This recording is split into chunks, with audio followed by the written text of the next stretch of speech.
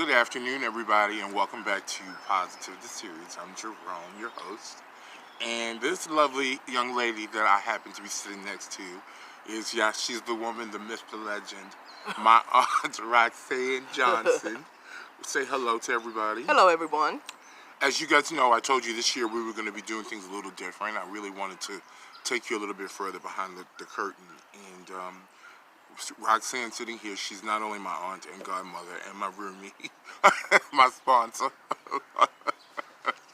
I want you all to meet her because, in order to know me better, you need to know where I come from and who I come from.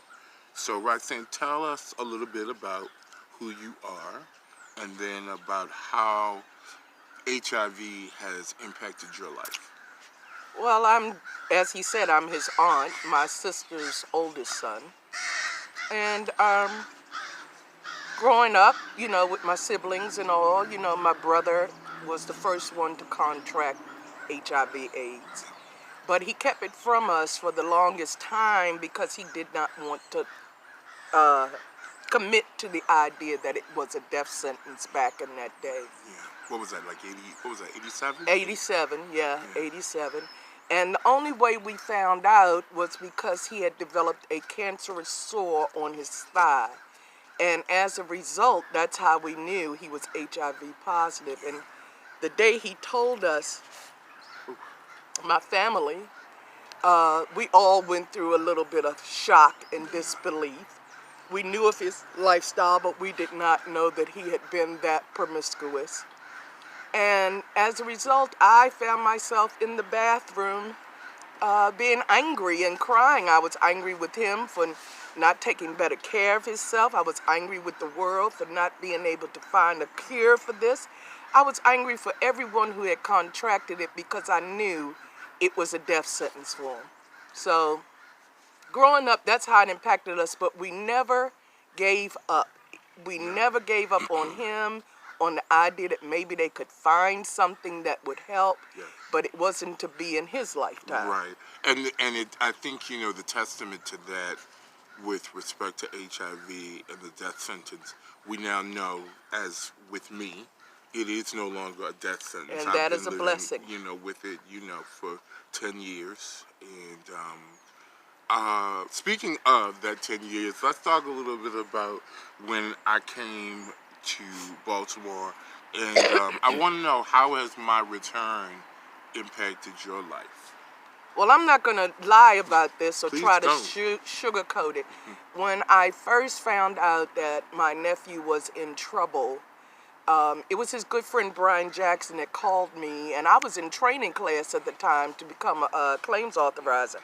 And he was telling me that he was going to he had put Jerome on a plane, and could I please pick him up from the airport? And when I did, needless to say, the shock of it all, it hurt my heart because I didn't know that he had been that bad in California, and I knew that California was not a good place for him. But needless to say, I took him in. I was a kid in a candy store. Yes, you were. And I took him in, and we sat down and we talked, and I told him, I said, you're going to have to do something about your addiction. And I said, I'll stand by you as long as you're willing to work with it. Yeah, and he went into rehab. And now I'm not going to say he didn't falter, because there were times when we had a little bit of a problem where I was ready to put him out my house. Yes, yeah. But the Lord persevered and saw him through and saw me through. And now today he's with me, and I'm glad that he's here, that they have found medications that allow him to be here longer. And I'm glad to see that his life is progressing. Trials, yes. I'm glad to see his progress is well on its way. Yes, and a lot of that has to do with you and sticking by me, not giving up on me, and just being there for me. Because these last several years I've been very sick. Yes. And just talk a little bit about how has the constant illnesses over these last 7 years, how has that impacted you?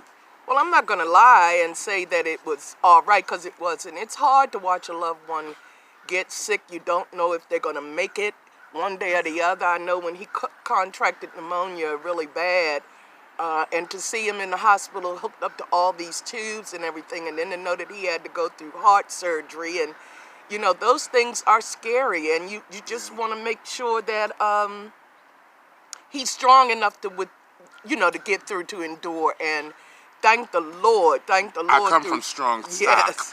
Thank the Lord with prayer and we bend, but we vigilance. don't break. Yes. Thank Prayer God. and vigilance. He made it through, and I'm so happy for that. Yes. So happy. So now I want to talk a little bit about you. So, do you feel like, you never married and never had kids, besides me. But I'm wondering, do you regret not marrying and having children?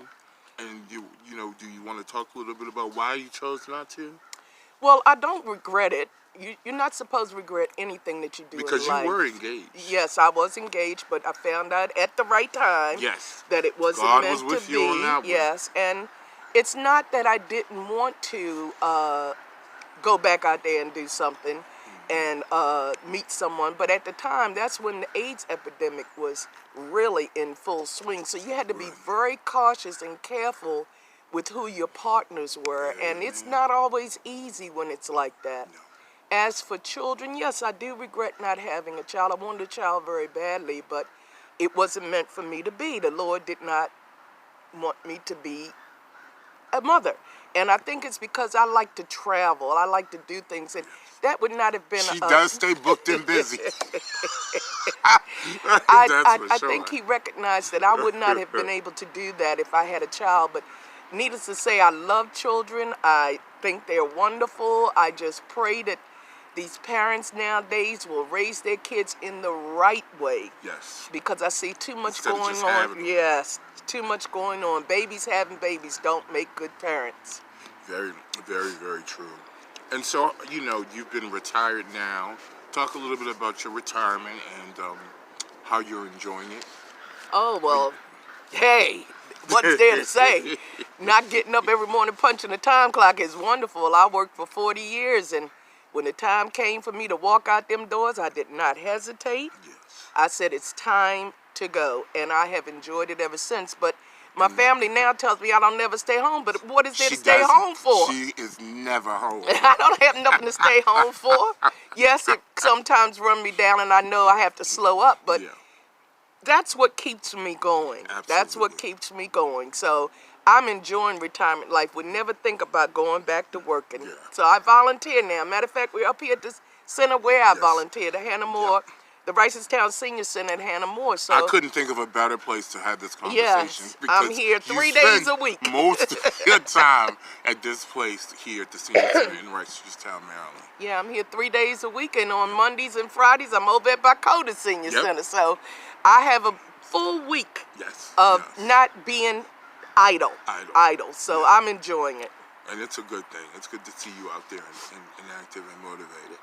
And I guess before we wrap up, I just want to ask you if you could give the viewers at home just your 2 cents worth, so to speak, on how to handle and approach and deal with a family member or loved one who comes to you and says, I have HIV. Yeah. Well, the main thing is come through it with love. It's all right to be angry. It's all right to be sad. It's all right to cry. Absolutely. Whatever you have to do to plow through those feelings, you do it. But you let them know that no matter what, you're always there for them. You're not going to give up on them. You're going to be there. If they need you to take them places or be with them at certain times, then you do it. It's about love and family, and I think that's what's lacking now these days. There's not enough family.